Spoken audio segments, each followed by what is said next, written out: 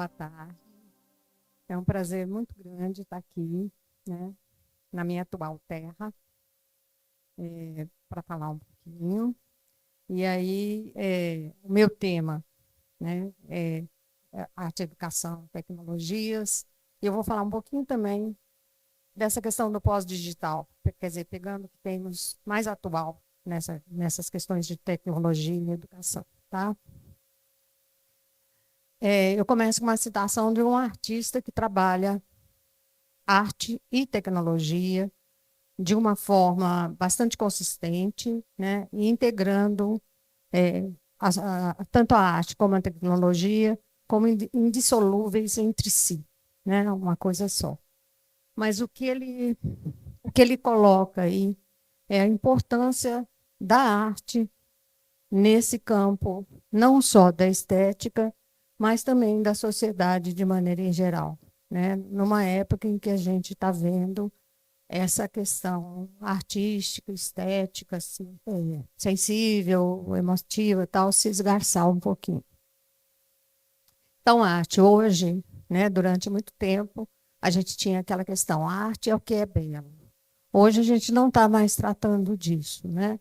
A gente está tratando dessa possibilidade de poder pensar e projetar realidade, e não de representar realidade, né? Porque, primeiro, as realidades são múltiplas de acordo com cada situação cultural, como o Flávio falou, né? E segundo, porque não se trata de pôr alguma coisa no lugar de outra, mas se trata, sim, de, com conhecimentos artísticos, pensar artisticamente e poder, portanto, pensar essa possibilidade de projetar a realidade, né?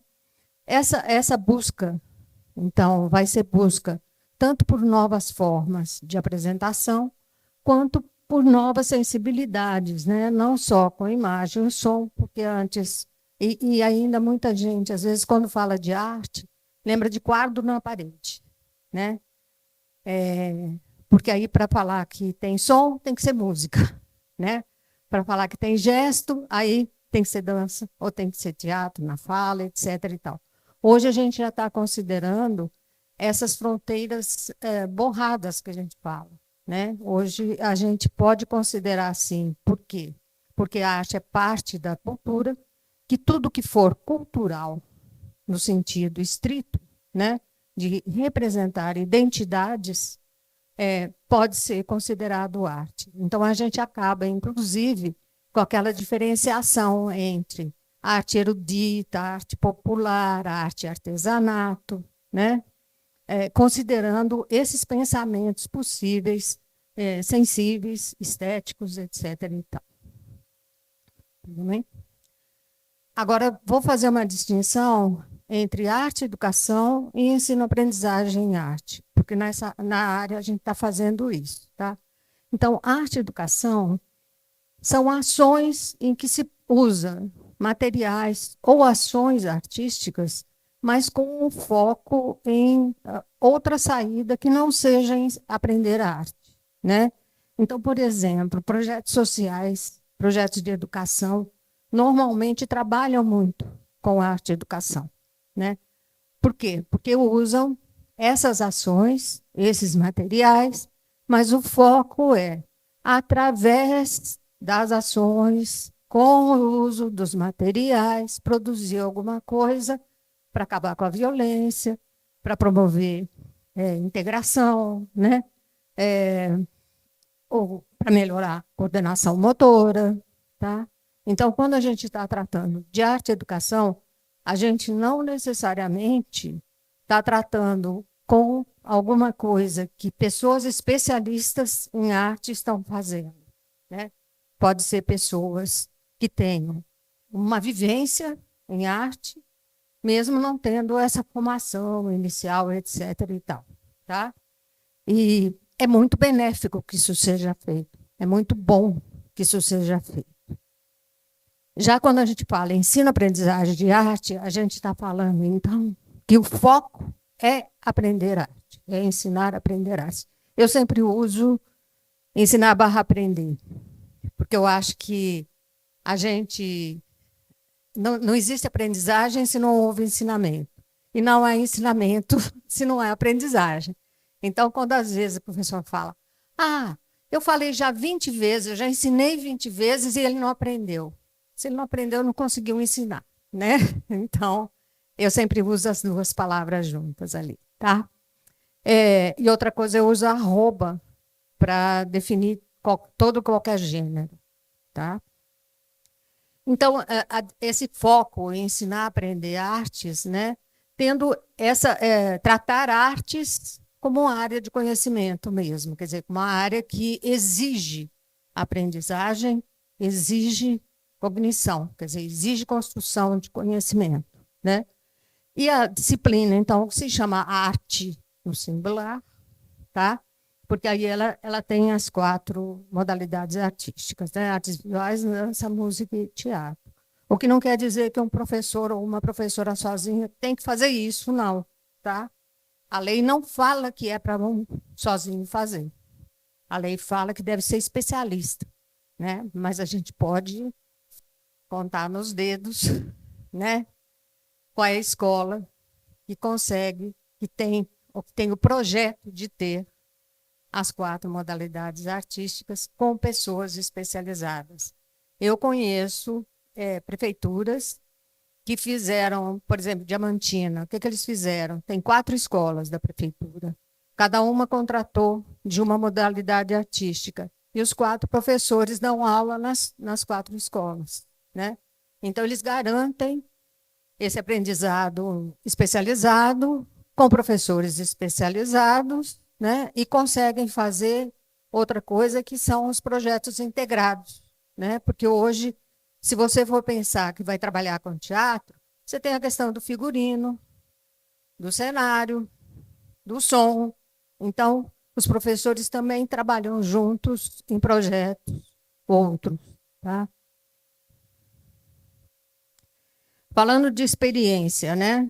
Porque a gente diz que para ver aprendizagem é preciso ter uma experiência, e alguns autores colocam que é experiência significativa, né? Então, o que é experiência? Experiência é o que se passa com cada pessoa, né? Eu não posso experimentar pelo outro, né? Eu só consigo experimentar aquilo que se passa comigo, né? Está vinculado a processos de construção de conhecimento de ações que fazemos, né? Então, para eu ter a experiência, eu preciso atuar, eu preciso estar presente naquela ação, né? E pensar é experimentar. Então, eu não preciso estar, né, pulando, correndo, cantando, etc., para ter uma boa experiência, né? O pensamento também é uma forma de experienciar. E a experimentação sempre vai tentar o novo, né? Alguma coisa que eu ainda não conheço, ou que eu não conheço parcialmente, quero conhecer por todo, ou que eu nem imagino que vai acontecer, mas estou afim, né, de passar por ela. E entrando na parte das tecnologias, né, que é onde eu vou dar um pouco mais o foco, por uma questão do que está acontecendo, que eu tenho visto, né, em relação à educação. Tá? Então, tecnologias contemporâneas, são todas as tecnologias à nossa disposição hoje. Desenhar é tecnologia? É. Né? Eu tenho que usar materiais, tenho que pensar como é que eu vou construir o desenho, onde que eu vou fazer, né? Que material põe aonde, como é que é a composição, etc. A arte sempre se valeu de tecnologias, então não é novidade, né? Nenhuma é tecnologia neutra. Isso aqui é uma discussão bem grande nesse campo, tá, gente? Dizendo que a tecnologia é neutra. As pessoas é que fazem uso dela de acordo com a sua intenção. Só que, será que uma arma de longo alcance é neutra? Né? Existem tecnologias que são feitas com propósitos bastante claros. Outras, a gente não consegue definir de princípio o propósito. E aí sim, aí muitas pessoas diferentes usam com propósitos diferentes, tá? Mas ela não é neutra no seu todo. A internet é outra coisa que o pessoal está dizendo que ela é colaborativa. Não, ela é cooperativa, né? Eu posso botar coisa em rede social, etc, etc e tal, mas a única coisa que eu estou fazendo é colocar minhas coisas lá, né? E as pessoas vão dizer, ah, legal, ou então, ih, como é que você fez isso? Mas não tem colaboração, tem cooperação, tá? É um com os outros, né? Só é colaborativa no caso de usar o que são chamados social softwares, né? Que aí são blogs, lista de discussão, fórum, etc, etc, mas que tem interação.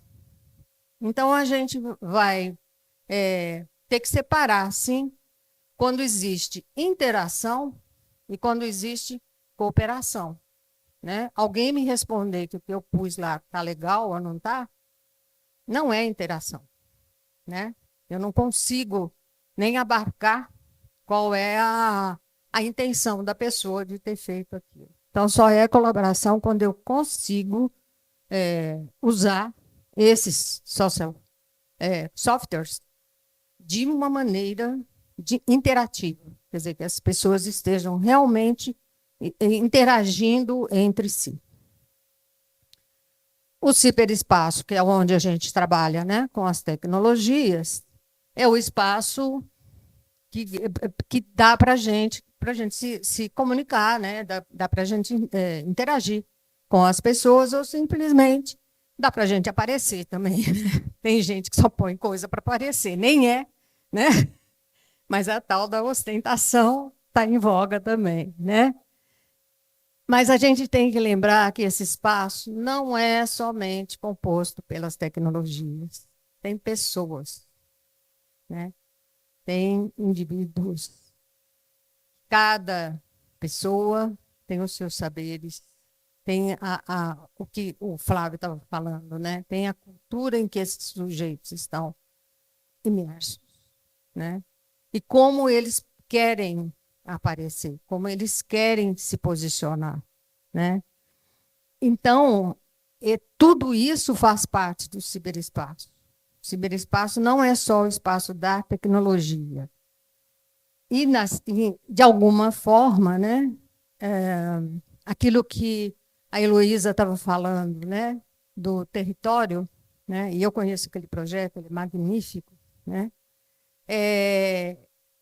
o ciberespaço, o que é que ele faz? Ele desterritorializa. Quando ele desterritorializa, ele também, de alguma forma, desculturaliza.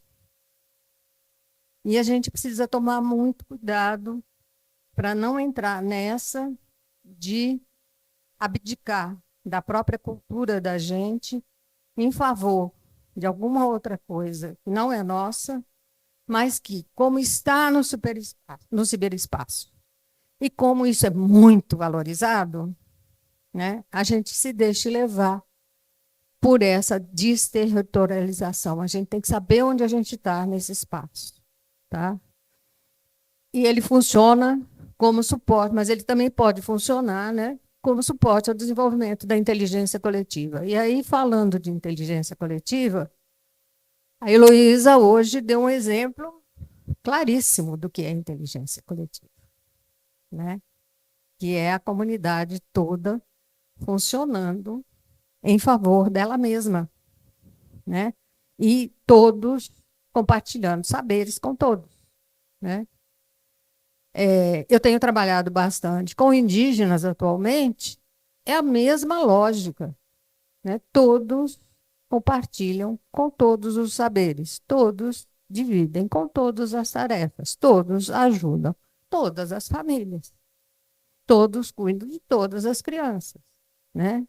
E com isso, essa colaboração, né, essa interação que acaba sendo, ela propicia uma melhora de vida social muito intensa, né?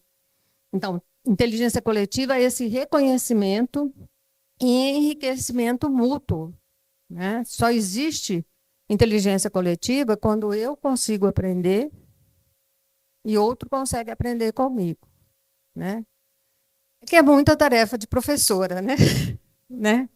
Desde que a professora não seja aquela pessoa que fica lá na frente, blá, blá, blá, blá, blá, blá, blá, blá, blá, blá. Agora vocês fazem a lição, eu vou dar ponto, vale 20 pontos, tá, tchau, né?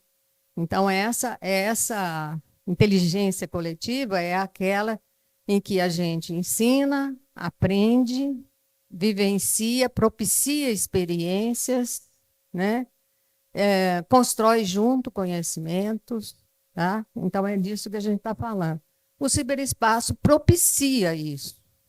Ele não faz, mas ele propicia. Então, nós temos que pensar como é que nós vamos fazer para usar esse ciberespaço dessa maneira, tá? É, não. E aí, assim, nessa época agora que a gente está, cada vez mais, né, a gente está com as tecnologias de uma forma natural, né? A gente está com as tecnologias mesmo quando a gente não sabe que está, né? Em todo lugar, né? E a gente está colocando aí, né? Estão cada vez mais perto do nosso corpo.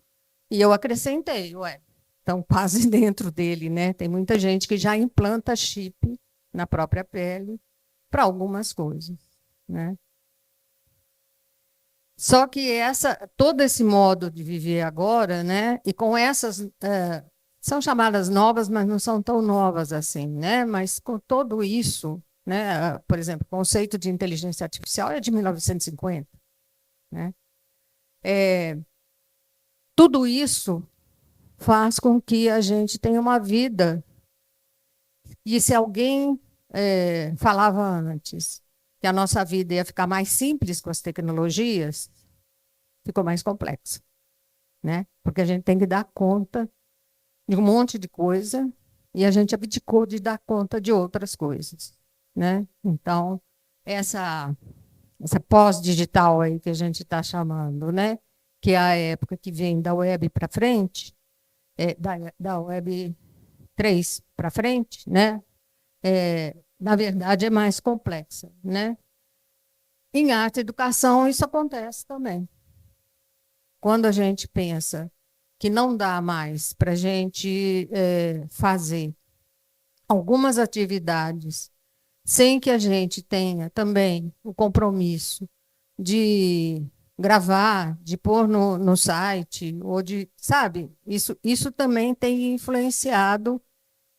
E em arte e educação tem uma outra questão, é que normalmente essas ações de arte e educação, elas são propaganda, né? Muitas vezes elas são propaganda, tá? Que é diferente do ensino de arte em escola, que quando trabalha bem com as tecnologias, está tentando disseminar questões, conhecimentos, ações, propostas que possam ser usadas por outras pessoas, né? Então, a gente tem, por exemplo, vou dar um exemplo aqui, da Vale, né? A Vale faz uma propaganda, vocês já viram, deve ter visto, da Amazônia, né? Eles preservam, né? Faz outra propaganda de como eles estão tratando a educação, né? Só que eles acabaram com tudo, né? Mas essa propaganda faz com que as pessoas passem a esquecer o que aconteceu, né? E passem a pensar que não, a Vale é uma empresa. Por que não deixa fazer mais mineração na Vale, gente? Né? Tá? Então, essa é uma face, vamos dizer assim, da arte-educação que ainda está permeando aí alguns limites, né? Na sociedade, a gente vai ver também, né? Na sociedade, as questões das tecnologias não são igualitárias, em arte e educação também não são, né? A gente ainda tem muitas instituições educativas que não têm acesso até a questões mais básicas, às vezes, de tecnologia que poderiam estar ajudando, né? No contexto da arte e educação, como é que a gente poderia considerar as tecnologias? Como ferramenta, ou seja, eu vou usar algum software ou algum equipamento tecnológico para facilitar o que eu quero fazer, né? Ferramenta. Vou dar um exemplo. Eu faço gravura em metal. Então, antes de poder fazer essas questões todas digitalmente, né? Eu tinha que, a cada etapa que eu fizesse gravura em metal, eu tinha que fazer a gravura, gravar, etc., imprimir e pensar onde é que eu ia pôr cor, se eu ia mudar alguma coisa, etc. Quando chegou a digital, o que eu faço? Escaneio, né? Hoje, telefone, né? Mas depois, escaneio, boto no computador e vejo. Fica melhor o azul aqui, o cinza lá, né? Não? Então, eu estou usando como ferramenta, né? Ela não é parte do meu trabalho. Parte do processo social na arte e educação, quando se usa realmente as tecnologias para propiciar um ambiente melhor de aprendizagem, um intercâmbio maior de ideias, possibilidades de grupos de discussão, né? Então, aí é no processo social. Um acessório que é útil, eu pensei em alguma coisa, eu gravo o que eu pensei para dar aula amanhã, e depois agora não posso escrever, eu gravo no meu celular e depois eu passo isso para o papel, né? Muita gente diz que é um direito de acesso ao estudante, ou da estudante, né? Que seria o estudante tem direito de saber o que eu estou fazendo, né? Como professora. Então, eu tenho que pôr isso em algum lugar que é para ter esse acesso, tá?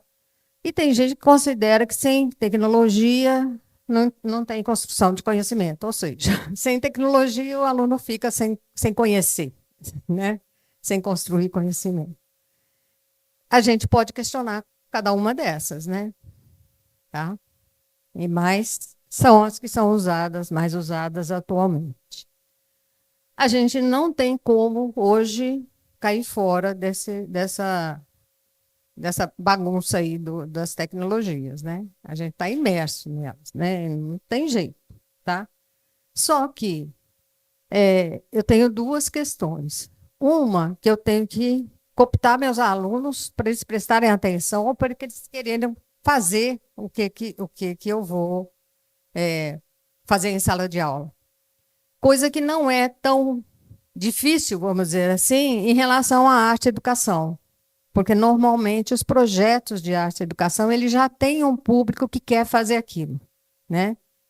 E que é de outra maneira. Normalmente, a arte entra aí mais como recreação, como desvio de atenção, sei lá, qualquer coisa, tá? E aí, a gente estando imerso nesse ambiente, a gente tem que resolver alguns problemas, né? A gente tem que escolher, né? Por que a gente vai usar esses recursos? É importante usar os recursos? Se a gente está vivendo num lugar que tem tudo isso, é preferível usar esses recursos e trabalhar com eles de uma forma crítica, né? De uma forma elaborada, do que deixar que eles entrem na onda dessas coisas sem saber o que está acontecendo, né? Mas e aí? Eu preciso escolher qual é o mais adequado, né? Eu preciso escolher quando eu vou usar recurso e quando esses recursos tecnológicos e quando eu vou voltar para o básico.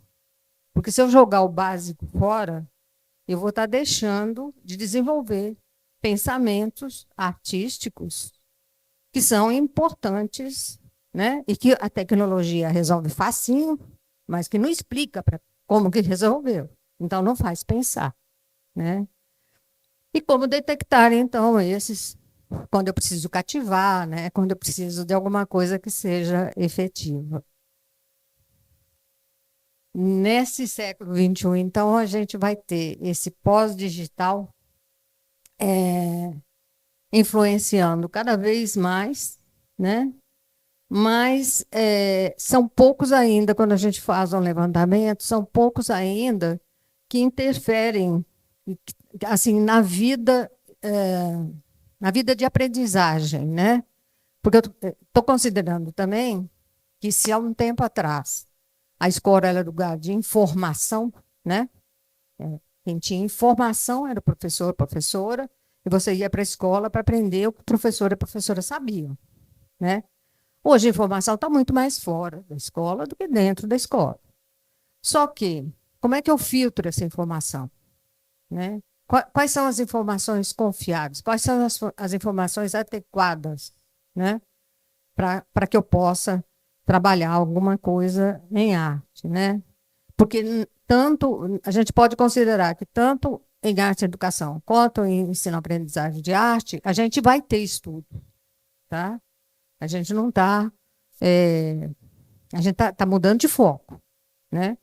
Mas a gente vai ter estudo ali de alguma forma, tá? Pode ir. E aí a gente vai entrar nessa coisa da inteligência artificial, que eu já digo de pronto que eu considero que não é nem inteligência nem artificial, tá? Por quê? Bom, primeiro não tem como a gente, por exemplo, entrar numa rede social e dizer que a gente não está trabalhando ou tratando de inteligência artificial, porque tá. Quando você faz uma busca no Google, pronto, você está na tal inteligência artificial. E como eu falei, inteligência artificial foi um termo cunhado em 1950 por um cientista que queria inventar alguma coisa nova, queria convencer o patrocinador a patrocinar que ele fizesse